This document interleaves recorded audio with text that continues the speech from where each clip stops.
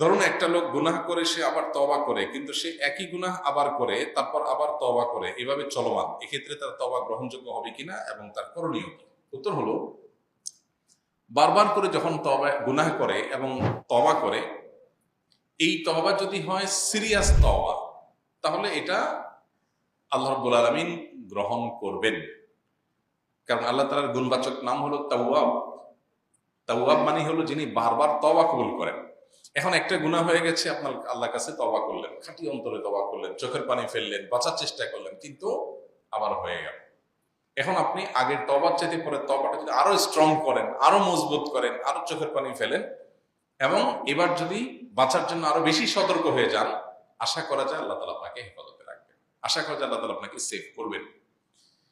কিন্তু আপনি যদি গুনাহ করেন আর তওবা করেন, তওবার কোনো আগের তওবার চাইতে পরের তওবা কোনো স্ট্রং না,